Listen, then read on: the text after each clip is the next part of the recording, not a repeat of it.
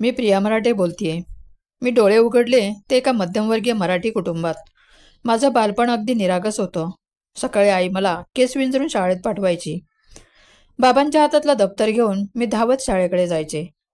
आमचं घर मोठं नव्हतं, पण प्रेमाने भरलेलं होतं. लहानपणी मी खेळकर होते, पण हट्टीसुद्धा. बाबा म्हणायचे, प्रिया, हट्टीपणा कमी कर, पण तुझा आत्मविश्वास कधीही कमी करू नको. माझ्या गल्लीतल्या मित्रमैत्रिणींसोबत मी खूप खेळायचे. लगोरी, साखळी, आट्यापाट्या. संध्याकाळी आईने हाक मारली की धावत घरात यायचं. त्या लहानशा क्षणांनीच माझ्या आयुष्याची सुरुवात केली. शाळेत मला अभ्यास आवडायचा, पण खरी ओढ होती रंगमंचाकडे. प्रत्येक वार्षिक सोहळ्यात मी नाटक करायचे. लोक टाळ्या वाजवायचे. तेव्हा मला वाटायचं, हाच माझा मार्ग आहे. माझ्या शिक्षकांनीही मला खूप प्रोत्साहन दिलं. प्रिया, तुझ्यात वेगळं काहीतरी आहे, नक्की प्रयत्न कर. हे शब्द आजही माझ्या कानात घुमतात. पहिल्यांदा जेव्हा मी नाटकात संवाद म्हटला तेव्हा लोक थक्क झाले. त्या क्षणाने माझ्या मनात अभिनेत्री होण्याचं बीज रुजवलं. शाळेतल्या नाटकांमुळे माझ्या मनात एक स्वप्न घट्ट रुजलं गेलं, अभिनेत्री व्हायचं. पण स्वप्न पाहणं सोपं असतं, त्यासाठी संघर्ष करावा लागतो, हे मला कॉलेजमध्ये गेल्यावर समजलं. पहिल्यांदा मी ऑडिशन द्यायला गेले तेव्हा मनात प्रचंड धडधड होती. बाहेर खूप मुली उभ्या होत्या, सुंदर, आत्मविश्वासू. मी मात्र साध्या रूपात. मनात फक्त एकच विचार घेऊन उभी, एकदा संधी मिळाली तर मी सिद्ध करून दाखवेन. पहिल्या ऑडिशनमध्ये मी नापास झाले. हो, मला धक्का बसला, पण मी हार मानली नाही. आई म्हणाली, प्रिया, हेच खरं आयुष्य आहे. अपयश आलं तरच यश गाठता येतं. त्या शब्दांनी मी पुन्हा तयारी सुरू केली. दिवसभर अभिनयाची प्रॅक्टिस करायचे. आरशासमोर संवाद बोलायचे. आवाजावर काम करायचे. हळूहळू आत्मविश्वास वाढत गेला. आणि मग एक दिवस आला. मला माझ्या पहिल्या मालिकेत छोटंसं काम मिळालं. जरी ती छोटी भूमिका होती तरी माझ्यासाठी ती मोठी पायरी होती. कॅमेऱ्यासमोर उभी राहिले तेव्हा मनात विचार आला, हेच तर मला हवं होतं. लोकांनी माझं काम बघितलं आणि मग पुढे मालिकेतल्या मोठ्या भूमिका मला मिळू लागल्या. पवित्र रिश्ता या मालिकेत काम केलं. कुंकूमधून घराघरात नाव पोचलं. मराठी रंगभूमीवरही मी काम करायला लागले. प्रेक्षकांचं प्रेम हे माझ्यासाठी खूप मोठं बळ होतं. लोक मला थांबवून म्हणायचे, प्रिया, तुझा अभिनय मनाला भिडतो. हे ऐकून मला वाटायचं, मी योग्य दिशेने चालले आहे. त्या काळात मी खूप शिकले. लोकांना काय हवं आहे, कलाकाराने स्वतःला कसं घडवायचं, कॅमेऱ्यामागे किती मेहनत असते, हे सगळं अनुभवातून शिकले. आणि हेच शिकणं माझ्या पुढच्या आयुष्याला आकार देणारं होतं. माझ्या आयुष्यात एक टप्पा असा आला जेव्हा अभिनयाबरोबरच वैयक्तिक जीवनातही एक सुंदर वळण आलं. हो, मी सांगते माझ्या प्रेमकथेची आणि माझ्या लग्नाची. शंतनूची माझी पहिली भेट. ती एका मालिकेच्या सेटवर होते. नेहमीसारखा गोंधळ, लाईट्स, कॅमेरा. तेव्हाच माझी नजर एका व्यक्तीवर गेली, शंतनू मोघे. तोही रंगभूमीशी, मालिकांशी जोडलेला होता. पहिली भेट साधी होती, पण मनात कुठेतरी एक ठसा उमटला. सुरुवातीला आम्ही फक्त ओळखीचे होतो. कामाबद्दल बोलणं, थोडंफार हसणं, गप्पा मारणं, इतपतच नातं होतं. पण हळूहळू संवाद वाढत गेला. कधी कळलंच नाही. आम्ही मित्र झालो. एकत्र रिहर्सल, एकत्र चर्चा, काही वेळाने शूटिंगनंतर चहा घ्यायला जाणं. ह्या छोट्या छोट्या क्षणात आम्ही एकमेकांना जाणून घ्यायला लागलो. माझ्या स्वभावातला साधेपणा, माझी मेहनत हे त्याला आवडायचं, तर त्याचा शांत, संयमी स्वभाव मला भावायचा. मित्रतेच्या गप्पा हळूहळू मनाच्या गाभाऱ्यात पोचल्या आणि एक दिवस आम्हा दोघांना जाणवलं, हे फक्त मित्रत्व नाही, हे काहीतरी वेगळं नातं आहे. हो, आमचं प्रेम तिथूनच सुरू झालं. पण प्रेमकथा इतक्यावर थांबत नाही. आम्हाला अनेक अडचणींना सामोरं जावं लागलं. कुटुंबाला कसं सांगायचं, लोक काय म्हणतील, मराठी इंडस्ट्रीतल्या व्यस्त जीवनात नातं कसं सांभाळायचं, या सगळ्या प्रश्नाचं उत्तर शोधताना आमचं नातं आणखी घट्ट झालं. शंतनू माझ्यासाठी फक्त प्रियकर नव्हता, तो माझा आधारस्तंभ होता. मी दमले की तो धीर द्यायचा, मी रडले की तो माझे अश्रू पुसायचा. शेवटी आम्ही ठरवलं, प्रेमाला योग्य स्थान द्यायचं. आणि मग आलं लग्नाचं औचित्य. तो दिवस आजही माझ्या डोळ्यांसमोर ताजा आहे. मी नवरीच्या रूपात सजली होते. लाल रंगाची साडी, कपाळावर कुंकू, डोळ्यात आनंदाचे अश्रू. शंतनू वरमाळेसर माझ्यासमोर उभा होता. साखरपुड्यापासून लग्नापर्यंत प्रत्येक क्षण आमच्या आयुष्यातील सोन्याच्या अक्षरांनी लिहावा असा होता. लग्नाच्या मंडपात कुटुंब, नातेवाईक, मित्रमंडळी सगळ्यांच्या शुभेच्छांनी वातावरण भरून गेलं होतं.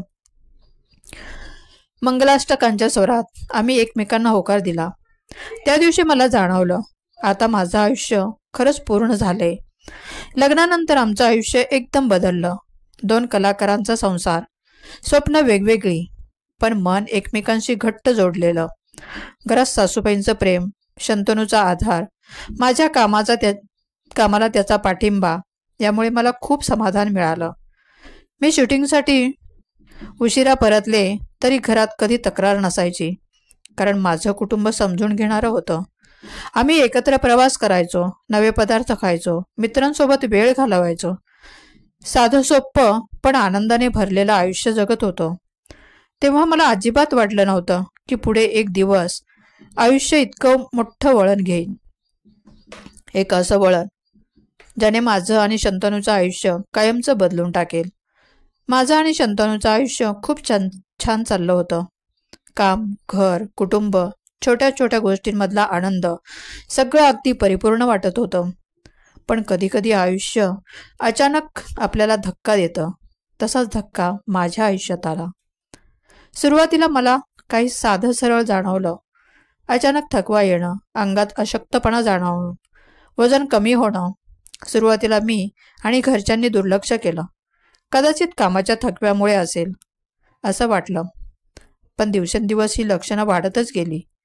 श्वास घ्यायला त्रास व्हायचा, रात्री नीट झोप लागायची नाही, शूटिंगच्या सेटवर उभं राहणे जड व्हायला लागलं. त्या दिवशी शंतनूने माझ्याकडे पाहिलं आणि म्हणाला, प्रिया, हे काही साधं नाहीये, आपण डॉक्टरांकडे जायलाच हवं. मी मनातून घाबरले होते, पण तरीही शंतनूसोबत डॉक्टरांकडे गेले. रक्त तपासण्या, स्कॅन, बायोप्सी, एका मागोमाग एक चाचण्या सुरू झाल्या. शेवटी रिपोर्ट्स आले. डॉक्टरांनी गंभीर चेहरा करून आम्हाला बोलावलं. प्रिया, तुला कॅन्सर झालाय. हे ऐकून माझ्या कानावर विश्वासच बसत नव्हता. क्षणभर मला वाटलं, हा शब्द डॉक्टर चुकीचे उच्चारतोय का? माझ्या डोक्यात शेकडो विचार फिरू लागले. कॅन्सर? मी? का? आता काय होणार? माझं करिअर, माझं कुटुंब, माझं आयुष्य. डोळ्यात पाणी आलं. शंतनूने लगेच माझा हात घट्ट धरला. तो माझ्या डोळ्यात बघत म्हणाला, आपण लढू. प्रिया, तू एकटी नाहीस, मी तुझ्यासोबत आहे. जेव्हा ही बातमी घरच्यांना सांगितली तेव्हा सगळ्यांना जणू वीज कोसळली. आई रडत होती. बाबांच्या चेहऱ्यावर शब्द नव्हते. पण सगळ्यांनी एकच ठरवलं, प्रिया हार मानणार नाही. आपण सगळे तिच्या पाठीशी आहोत. त्या क्षणी मला कळलं, माझ्याकडे गमावण्यासारखं खूप आहे, पण लढण्याची ताकदही तितकीच आहे. रात्री मी एकटी असताना विचार करायचे, माझं आयुष्य इतकं लवकर का बदललं? कालपर्यंत मी स्टेजवर होते, कॅमेऱ्यासमोर हसत होते, आणि आज मी हॉस्पिटलच्या रिपोर्टकडे बघून रडते. भीती वाटत होती, पण त्याहून मोठी होती जगण्याची आस. कारण माझं आयुष्य फक्त माझं नव्हतं, ते माझ्या शंतनूचं होतं, माझ्या कुटुंबाचं होतं, आणि त्या लाखो प्रेक्षकांचं होतं जे माझ्यावर प्रेम करतात. तेव्हा मी स्वतःला वचन दिलं, प्रिया, तू रडशील, पण तू हार मानणार नाहीस, तू लढशील. डॉक्टरांनी निदान केल्यानंतर माझं आयुष्य एका वेगळ्याच मार्गावर वळलं. आता माझं रोजचं जगणं म्हणजे हॉस्पिटल, टेस्ट, औषधं आणि त्याचबरोबर मनामध्ये एक न संपणारी लढाई. पहिल्यांदा हॉस्पिटलच्या बेडवर झोपले तेव्हा मला जाणवलं, हे खरंच माझ्यासोबत घडतंय का? हाताला सलाईन, आजूबाजूला मशीनचे आवाज, पांढऱ्या कपड्यातले डॉक्टर्स आणि नर्सेस, सगळं काही परक्या जगासारखं वाटत होतं. कधी मी सेटवर झगमगतात उभी असायचे आणि आता इथे इंजेक्शनच्या टोचण्या, रिपोर्ट्सची भीती. डॉक्टरांनी मला सांगितलं, प्रिया, तुला केमोथेरपी घ्यावी लागेल. यात त्रास होईल, केस गळतील, शरीर कमजोर होईल, पण हाच मार्ग आहे. पहिल्यांदा केमोथेरपी घेतली तेव्हा मन धस्स झालं. औषध अंगात शिरताच अशक्तपणा जाणवू लागला. डोकं गरगरायला लागलं, उलट्या होऊ लागल्या, माझे केस गळायला लागले. आरशासमोर उभं राहून मी स्वतःकडे पाहिलं. ती प्रिया दिसत नव्हती, जी लोकांना मालिकांत दिसायची. पण शंतनूने माझ्या खांद्यावर हात ठेवला आणि म्हणाला, तू अजूनही तितकीच सुंदर आहेस. हे फक्त केस नाही, तुझा आत्मविश्वास, तुझी ओळख आहे. त्या शब्दांनी मला रडू आलं, पण त्याचबरोबर उभं राहण्याची ताकदही मिळाली. केमोथेरपीचे दिवस खूप कठीण होते. कधी अंगात शक्ती नसायची, कधी तोंडात चव यायची नाही. अनेकदा बेडवरून उठायलाही जमत नसे. पण तरीही मनात एक आवाज सतत घुमायचा, प्रिया, लढायचं आहे, थांबायचं नाही. शारीरिक वेदना तर होत्याच, पण खरी लढाई होती मनाची. रोज विचार यायचे, काय मी बरी होईन? माझं काम, माझं आयुष्य परत तसंच होईल का? कधी मन खचायचं, रात्रभर डोळ्यातून अश्रू वाहायचे. पण सकाळची झाली की पुन्हा स्वतःला सावरायचं. आजचा दिवस जिंकायचा, उद्याचं पाहू नंतर, हा मंत्र मी स्वतःला दररोज सांगत राहिले. या प्रवासात माझं कुटुंब माझ्यासोबत होतं. आई माझ्या केसांवरून हात फिरवायची. बाबा शांतपणे माझ्या पलंगाशेजारी बसून राहायचे. शंतनू तर एक क्षणही मला एकटीला सोडत नव्हता. तो माझ्यासाठी औषधापेक्षाही मोठी ताकद होता. मी माझे काही अनुभव सोशल मीडियावर शेअर करायला लागले. लोकांनी मला हजारो मेसेजेस पाठवले. प्रिया, तू आमची प्रेरणा आहेस. तुझ्या धैर्याने आम्हालाही जगण्याची उमेद मिळते. हे वाचून माझ्या डोळ्यात पाणी आलं. माझा संघर्ष फक्त माझ्यासाठी नव्हता, तो हजारो लोकांना धीर देत होता. कधी रिपोर्ट्समध्ये थोडी सुधारणा दिसली, कधी डॉक्टर म्हणाले, प्रिया, तू बरी होत चालली आहेस, तेव्हा मनात नवी आशा जागी व्हायची. मी प्रत्येक दिवसाला एक नवं आव्हान मानलं आणि त्यावर मात करणं हेच माझं ध्येय झालं.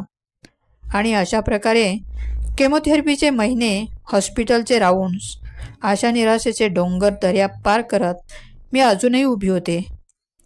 शरीरावरचे उपचार सुरू होते, पण खरी लढाई माझ्या मनात चालू होती. कारण शरीराचं दुःख औषधांनी कमी होतं, पण मनाचं दुःख याला कुठलंच औषध नव्हतं. रात्री डोळे मिटले की मनात प्रश्न घुमायचे, काय होईल माझं? मी खरंच बरी होईन का? किंवा हीच माझी शेवटची वेळ आहे का? कधी हॉस्पिटलच्या बेडवर पडून खिडकीतून आकाशाकडे पाहायचे आणि मनात एक विचार यायचा, मी इतकी स्वप्न बघितली होती, ती अपूर्णच राहणार का? पण त्याच वेळी दुसरा आवाज मनात घुमायचा, प्रिया, तुला हार मानायची नाही. तू हजारो लोकांची प्रेरणा आहेस. जगण्यासाठी अजून खूप कारणं आहेत. कधी एखादं बाळ हसताना दिसलं, कधी शंतनूच्या डोळ्यातलं प्रेम जाणवलं, कधी चाहत्यांचा आधार आठवला, तेव्हा मनात जगण्याची उमेद जागी व्हायची. मी अनेकदा आरशासमोर उभी राहून स्वतःशी बोलायची, प्रिया, केस गेले, चेहऱ्यावर थकवा आला, तरी तूच आहेस. तुझं खरं सौंदर्य तुझ्या आत्मविश्वासात आहे. मी स्वतःला रोज धीर द्यायचे, जणू मीच माझी आई झाले होते, मीच माझी मैत्रीण झाले होते. हो, मृत्यूची चाहूलही जाणवत होती. कधी वाटायचं, जर मी उठले नाही तर त्या विचाराने अंग शहारायचं, पण लगेच मी स्वतःला समजवायचे, मृत्यू कधीही येईल, पण तो येईपर्यंत मी जगणं थांबवणार नाही. माझं मन सतत सांगायचं, प्रिया, अजून काही करायचं आहे. आयुष्याचा प्रत्येक श्वास जपायचा आहे. लोकांना हसवायला, जगायला शिकवायचं आहे. म्हणूनच मी प्रत्येक दिवसाला एक भेट मानलं. सकाळ झाली की देवाचे आभार मानायचे. आज पुन्हा एक दिवस जगायला मिळालाय. शंतनूचा हात हातात असायचा, आईबाबांची माया असायची आणि चाहत्यांचा विश्वास माझ्या मागे उभा असायचा. या सगळ्यांनी मला शिकवलं, माणूस शरीराने नाही तर मनाने लढला तर जिंकतो. आणि म्हणूनच मी आजही म्हणते, माझं आयुष्य कॅन्सरशी लढण्यात गेलं असेल, पण माझं मन नेहमी जिंकण्यात व्यस्त होतं. कॅन्सरशी लढता लढता माझं आयुष्य हळूहळू संपत चाललं होतं. पण शेवटच्या क्षणापर्यंत मला एकच गोष्ट जपायची होती, चाहत्यांचा विश्वास आणि जगण्याची उमेद. जेव्हा मी हॉस्पिटलमध्ये होते तेव्हा मी मोबाईलवरून माझे फोटो टाकायचे. डोक्यावर केस नव्हते, चेहऱ्यावर थकवा दिसायचा, पण मी हसत होते, कारण मला सगळ्यांना दाखवायचं होतं, सौंदर्य म्हणजे फक्त बाह्यरूप नाही, सौंदर्य म्हणजे हसतमुख जगणं. हो, माझी एक शेवटची इच्छा होती. माझ्या चाहत्यांनी माझं आयुष्य आठवताना दुःखी होऊ नये. त्यांनी माझ्या कहाणीतून प्रेरणा घ्यावी आणि माझ्यासारख्या कॅन्सरग्रस्तांना आधार द्यावा. मी म्हणायचे, जर माझ्या आयुष्याने कोणाला एक क्षण हसवला असेल, एक माणूस जगायला शिकला, तर माझं आयुष्य खरंच सार्थकी झालं. आज मी या जगात नसेन, पण माझ्या भूमिकांमध्ये, माझ्या संवादामध्ये आणि माझ्या हसण्यात मी जिवंत आहे. चाहत्यांनी मला जसं प्रेम दिलं तसं प्रेम मी सदैव परत देत राहीन, आठवणीतून, प्रेरणेतून आणि ध्येयातून. माझं शरीर हरलं असेल, पण माझं मन कधीच हरलं नाही आणि म्हणूनच मी आजही जिंकते. माझी